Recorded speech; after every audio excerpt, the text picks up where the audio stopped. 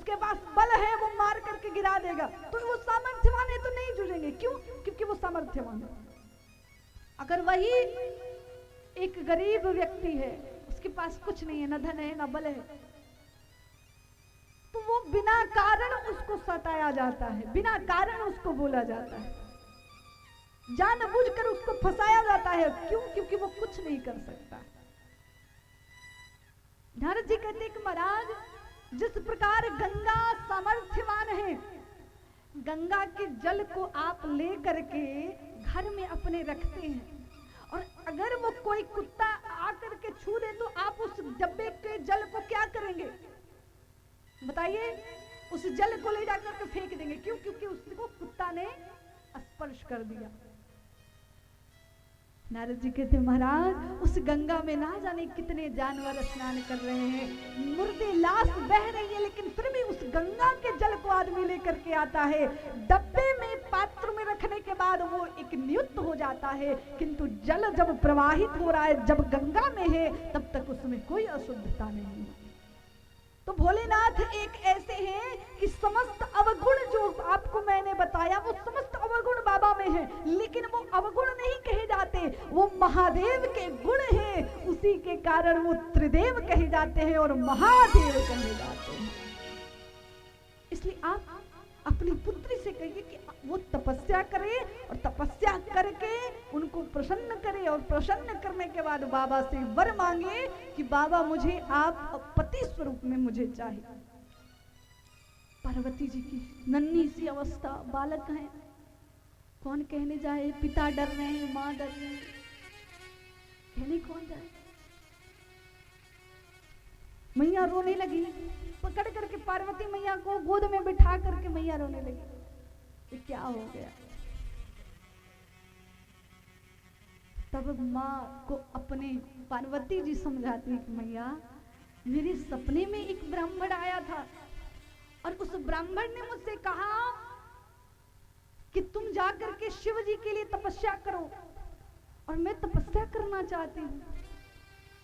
गोद में पकड़ करके मैना महारानी कहती है, बच्ची तू बड़ी छोटी है रे, तू तपस्या करने जाएगी, इतना सुंदर तेरा कोमल शरीर है, इस शरीर में अगर कुछ हो जाए तो बड़ा तकलीफ होगा तुम्हें। कहती है पार्वती में, नहीं माँ, व्यक्ति का शरीर तपस्या के लिए ही बना है। समझा बुझा करके माता पिता को तपस्या करने के लिए पार्वती जी निकल जाती। बहुत वर्षों तक तपस्या करती हैं। पहले अन्न को छोड़ती हैं, फिर मैया जल को छोड़ती हैं। पत्तों को पारण करके जब माता ने तपस्या किया तो मैया का नाम अपर्णा पड़ जाता है, और नाना विधि से तपस्या में लीन हो गई पार्वती मैया, और इतनी भारी तपस्या की कि आकाशवाणी हुआ कि हे पार्वती, हे पर्वत राजा की पुत्री, अब तुम्हें पति रूप में शिव ही मिलेंगे, कोई नहीं इस वाक को टाल सकता, तुम्हारे पति शिव ही होंगे। आशीर्वाद देते हैं, अब तुम अपने तपस्या को स्थगित करके अपने पिता के घर जा सकती हैं। पार्वती जी प्रणाम करती हैं, और इधर पार्वती जी ने जो सुना, लेकिन तपस्या को पूर्ण होने के बावजूद भी उन्होंने तपस्या करना नहीं छोड़ा। सबको पता चलता है पूर्ण हो गया, लेकिन बाबा तो समाधि में है। बाबा की तपस्या को कौन, बाबा के समाधि को कौन हटाए? तब देवता मिल करके कामदेव को भेजते हैं, और कामदेव अपने पुष्प की बाण से जो प्रहार करने के लिए तैयार होते तो सो ही बाबा के नेत्र खुल जाते हैं, और दो ही नेत्र नहीं, तीसरा नेत्र भी खुलता है। बहुत से ऐसे लोग मनमुखी बात कहते हैं कि बाबा को कामदेव ने बाण मारा, उसके बाद बाबा के नेत्र खुले, किंतु ऐसा नहीं है। अरे वो महादेव को काम का बाण चले, ऐसा हो सकता है? जो काम को नष्ट कर दिए हैं, उनके पास वो गुरु हैं, जगत के गुरु हैं, वो दृष्टि विद्यमान है। प्रभु जब जाने तो तुरंत अपने नेत्र को, भगवान भोलेनाथ को काम छू दे ये हो ही नहीं सकता,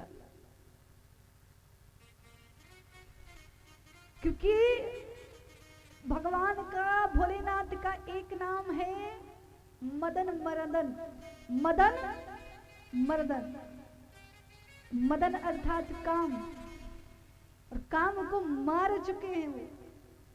आज ही नहीं मारे हैं काम को, आज ही वो भस्म नहीं किए, भोलेनाथ ने बहुत पहले ही काम को भस्म कर दिया था। तो यहाँ भोलेनाथ जो दृष्टि खोलते हैं काम भस्म हो जाते हैं, और जब काम भस्म हो जाता है तो वहीं रति महारानी आकर के रोने लगते हैं।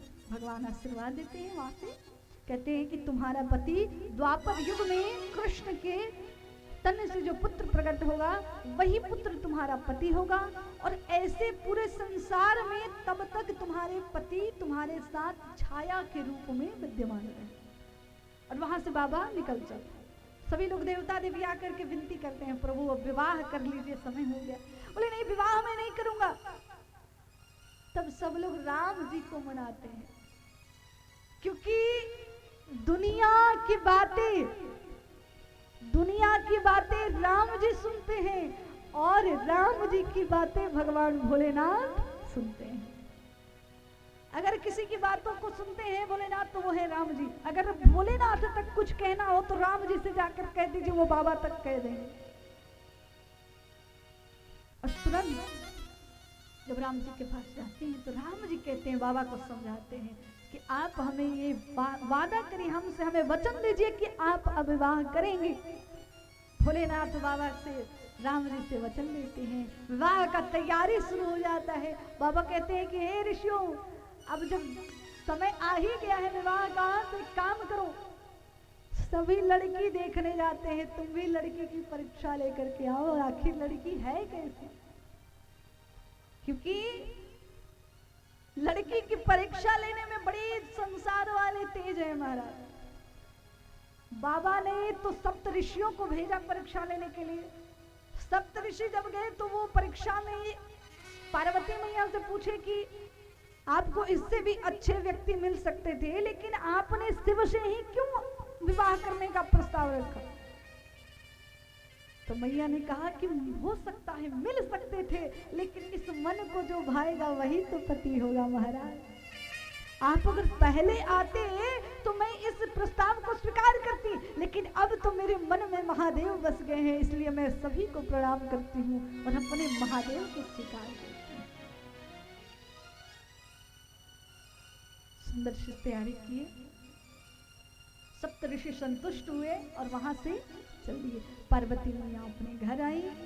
घर आकर के पार्वती मैया ने सुंदर सा सभी माता पिता को सारी बातों को बताया और सभी संतुष्ट हुए। ब्रह्मा जी ने लगन पत्री मिलाया। लगन पत्री मिलाने के बाद यहाँ शिव जी का विवाह का सुंदर सा स्वयंवर, सुंदर सा घर में मंडप बना और सभी भव्य तैयारी करने लगे।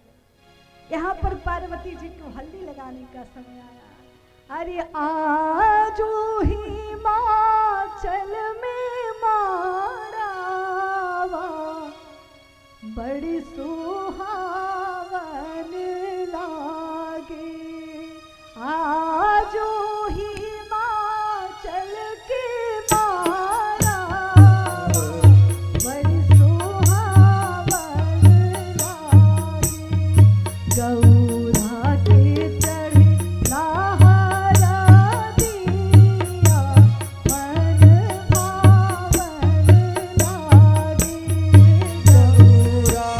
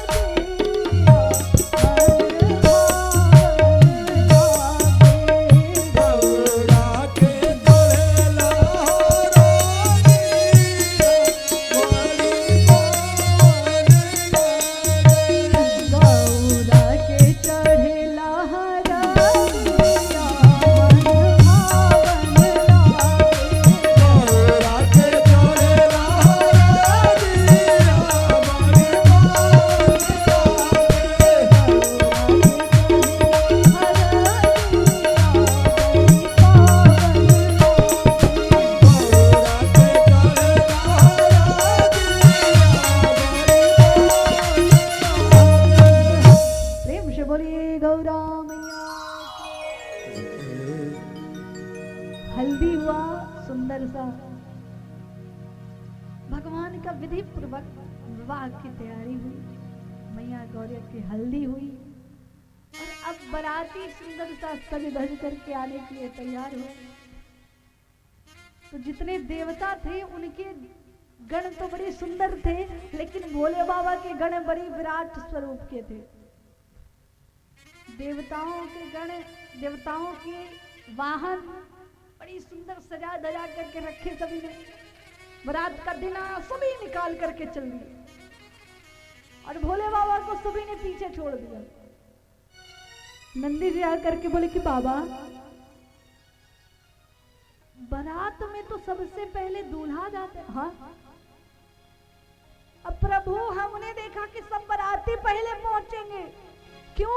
बोले प्रभु आपको बाराती छोड़ करके भाग गए, अब हमें लोग बच चुके हैं। बोले अच्छा, अरे भगवान बड़े सुंदर तैयार होकर के सब गए, पाउडर क्रीम लगा करके सब चमक चमक करके गए। बोले अच्छा, हाँ प्रभु अब हमें भी इच्छा हो रही कि आपको सजा दे। बाबा अगर आप बुरा ना माने तो हम सब आपको मिलकर सजा दें। बाबा बोले ठीक है सजा दो।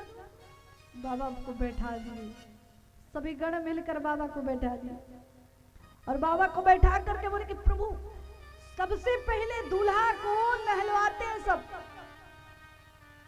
अब आपको भी स्नान करना पड़ेगा। बोले ठीक है। बाबा ने गंगा जी से कहा थोड़ा बाहर आइए, गंगा जी स्नान करवा दे। भोले बाबा मस्त हो। अब प्रभु वस्त्र धारण करना होगा, आप दिगंबर हैं और अगर ऐसे चले गए तो आप सब देख करके डर जाए। आप वस्त्र कुछ धारण कर ले। वस्त्र क्या पहनेंगे? एक मृगा का छाल, उसकी चमड़ी को लेकर के आई और बाबा के कमर में बांध दिए, बाबा के कंठी पर लगा दिया। मस्त बाबा बैठ गए। हाँ सुंदर लग रहा है, वस्त्र बड़ा सुंदर लग रहा है। अब क्या किया जाए? तो बाबा दूल्हा को बड़ा सुंदर पाउडर लगाया जाता है। अच्छा, तो पाउडर के रूप में? बोले बस बस बाबा आपको तो भस्म लगा देंगे, हम लोग एकदम आप गोरे हो जाएंगे। ठीक है महाराज। अब चिता का जलता हुआ भस्म लेकर के और बाबा के समस्त अंग में लपेट दिया। अब जब अंग में भस्म विभूषित हो गया, अब बाबा बोले कि अब एक काम करना है, छोटे छोटे कुंडल बड़ा सुंदर लगे। कुंडल कहाँ से लाया जाए? तो छोटे छोटे सर्पों को पकड़ के लाए और बाबा के कानों में पहना दिए, बाबा के भुजाओं में, बाबा के हाथों में, बाबा के गले में, सभी जगह भुजंग का या अर्थात सर्प का श्रृंगार सभी ने कर दिया। अब एक आकर के कहते हैं हाँ ये देखो दूल्हा तो बड़ी सुंदर लग रहा है। एक बोला कि अरे नहीं, दूल्हा का एक कमी है इसमें। अभी कौन सी कमी है? बोले मैंने देखा था कि दूल्हा को मुकुट पहनाया जाता है, तो बाबा को मुकुट पहनाना पड़ेगा। हाँ हाँ मुकुट तो पहनाना पड़ेगा। कहाँ से लाया जाए? चलो दुकान पर चलते हैं। जो दुकान पर भूत बैताल जाते हैं तुरंत अपना बंद करके दुकानदार भाग जाता है। अब रोते हुए बाबा के पास है, बाबा क्या हुआ? अरे बाबा हमको मुकुट कौन देगा? क्यों? ले बाबा मुकुट लेने के लिए दुकानदार के पास गए, दुकानदार अपना दुकान बंद करके भाग गया। एक गण कहते हैं अब क्या होगा? अरे बाबा इतना बड़ा बड़ा जटा रखे हैं, जटा कब काम आएगा? तुरंत बाबा के जटा को बांध दिया और बांध करके मुकुट सजा दिया। पूरे जो मुकुट है वो मुकुट को बांध करके मुकुट में सर्प लपेट दिया और चंद्रमा को बोले कि तुम चमकते रहना, बाबा का श्रृंगार कहीं बिगड़े ना। चंद्रमा विराजमान है, मुकुट सज गया, बाबा के गले में भुजंग है, सर्प की माला है, डमरू बाबा के हाथ में। एक संत कहते हैं कि बाबा ने कितना सुंदर श्रृंगार किया। बाबा ये दर्शाना चाहते हैं कि जब कोई व्यक्ति विवाह करने के लिए जाता है तो एक हाथ में अपने काल को लेकर के जाता है।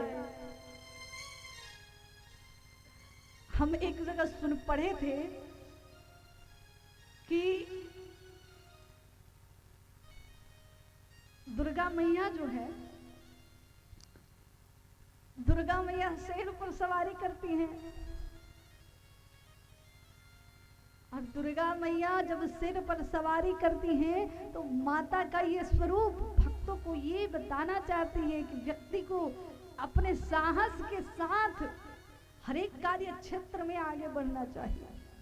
तो भोले बाबा ये दर्शा रहे हैं कि जब विवाह करने आप जाएं तो इस सत्यता को याद रखें कि मृत्यु कभी भी आ सकती है, क्योंकि जीवन में 2 ही बार व्यक्ति की डोली सजाई जाती है, एक तो उसकी विवाह के समय और दूसरा उसके मृत्यु के समय। ये 2 ही डोली सजती है, इसलिए इसको भूले मत। जीवन में माँ का 2 बार जन्म होता है, आपको पता है? जो माँ स्त्री होती है उसका 2 बार जन्म होता है, एक तो माँ के गर्भ से और दूसरा जब वो किसी बालक को जन्म देती है उस समय उस माँ का दूसरा जन्म होता है। कहती हैं कि बाबा जब श्रृंगार करके चले तो बड़ी प्रसन्नता से सब डमरू बजा करके ले जाने लगे। अरे डम डम डम डम डमरू बाजे भोलेनाथ भोलेनाथ भोलेनाथ भोलेनाथ, डम डम डम डमरू बाजे भोलेनाथ, डम डम डम डम डमरू बाजे बाबा राजे बाबा राजे बाबा राजे।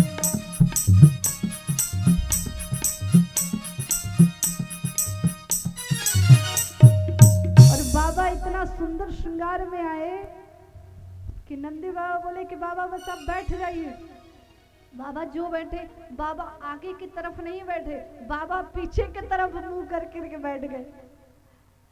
अब तो एक देवता उसमें से एक कहीं से रह गया था, देवता बोले कि अब तो बारातियों को पक्का सब मारेंगे, क्योंकि जिसका दूल्हा ऐसा हो तब तो सब सोचेगा कि दूल्हा कैसे ऐसे ढूंढ करके ला दिया।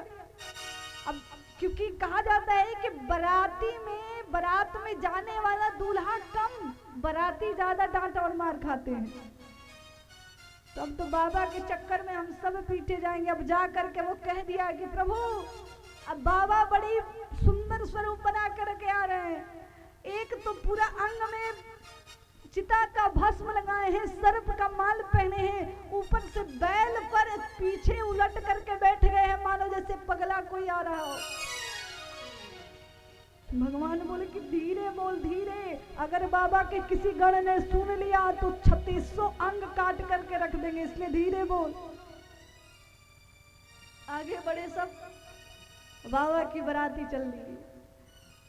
ओ नाथ की शादी है, मेरे भोलेनाथ की शादी है, आज भोले बाबा की शादी है,